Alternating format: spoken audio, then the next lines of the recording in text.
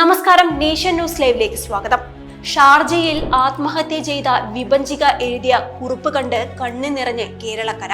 മരിക്കാൻ ആഗ്രഹമില്ല, എന്റെ കുഞ്ഞിന്റെ മുഖം കണ്ട് കൊതി തീർന്നിട്ടില്ല. കേരളക്കരയെ ഞെട്ടിച്ച വാർത്തയായിരുന്നു ഷാർജയിൽ അമ്മയും കുഞ്ഞും ആത്മഹത്യ ചെയ്ത സംഭവം. കേരളപുരം സ്വദേശി വിഭജിക മകൾ 1.5 വയസ്സുകാരി വൈഭവി എന്നിവരാണ് മരിച്ചത്. ഒരു പെണ്ണ് സഹിക്കുന്നതിലും അപ്പുറം അവൾ സഹിച്ചിട്ടുണ്ടാകും. പിടിച്ചു നിൽക്കാൻ കഴിയാവുന്ന അത്രയും അവൾ ക്ഷമിച്ചിട്ടുണ്ടാകും. എന്നിട്ടും പറ്റാതെ വന്നപ്പോഴാവും ഈ ലോകത്ത് നിന്നും വിട പറഞ്ഞിട്ടുണ്ടാകുക. സ്ത്രീധനത്തെ തുടർന്നുള്ള ഭർത്താവിന്റെ പീഡനത്തിൽ ഷാർജയിൽ ജീവനൊടുക്കിയ കൊല്ലം സ്വദേശി വിഭജിക എന്ന പെൺകുട്ടിയുടെ മരിക്കും മുമ്പുള്ള കുറിപ്പ് പുറത്ത്. ഇങ്ങനെയാണ് ആ കുറിപ്പ്. സ്ത്രീധനം കുറഞ്ഞു പോയതിന്റെ പേരിൽ നിരവധി പീഡനം അനുഭവിക്കേണ്ടി വന്നു.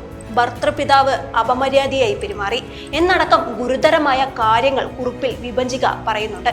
കല്യാണം ആഡംബരമായി നടത്തിയില്ല, കാർ തന്നില്ല, സ്ത്രീധനം കുറഞ്ഞുപോയി, തെണ്ടി ജീവിക്കുന്നവൾ, പണമില്ലാത്തവൾ എന്നിങ്ങനെ ആക്ഷേപിച്ചു എന്ന് വിഭജിക കുറിപ്പിൽ വ്യക്തമാക്കുന്നു. ഇതൊന്നും പോരാതെ ഭർത്തൃപിതാവ് അപമര്യാദയായി പെരുമാറിയെന്നും അത് ഭർത്താവ് നിതീഷിനോട് പറഞ്ഞപ്പോൾ പ്രതികരിച്ചില്ല, എന്നെ വിവാഹം ചെയ്തത് അയാൾക്ക് വേണ്ടി കൂടിയാണെന്നായി. ഭർത്താവിന്റെ സഹോദരി തന്നെ ജീവിക്കാൻ സമ്മതിച്ചില്ല. 1-ാം പ്രതി ഭർത്താവ് നിതീഷും നാത്തൂൻ നീതുവുമാണെന്നും 2-ാം പ്രതി ഭർത്താവിന്റെ അച്ഛൻ മോഹനനാണെന്നും കുറിപ്പിൽ നീതു വ്യക്തമായി പറഞ്ഞിട്ടുണ്ട്. സഹോദരി നീതുവിനെതിരെയാണ് ഗുരുതരമായ ആരോപണങ്ങൾ വിഭജിക ഉന്നയിക്കുന്നത്. കുഞ്ഞിനെ ഓർത്തെങ്കിലും വീടാൻ കെഞ്ചിയെന്നും മുടിയും പൊടിയും ചേർന്ന ഷവർമ തന്റെ വായിൽ കുത്തിക്കയറ്റിയെന്നും കഴുത്തിൽ ബെൽറ്റിട്ട് വലിച്ചെന്നും അടക്കം താൻ നേരിട്ട അവസ്ഥകളെല്ലാം വിഭജിക കുറിപ്പിൽ പറയുന്നുണ്ട്. ഒരിക്കലും ഇവരെ വെറുതെ വിടരുതെന്നും വിഭജിക പറയുന്നുണ്ട്.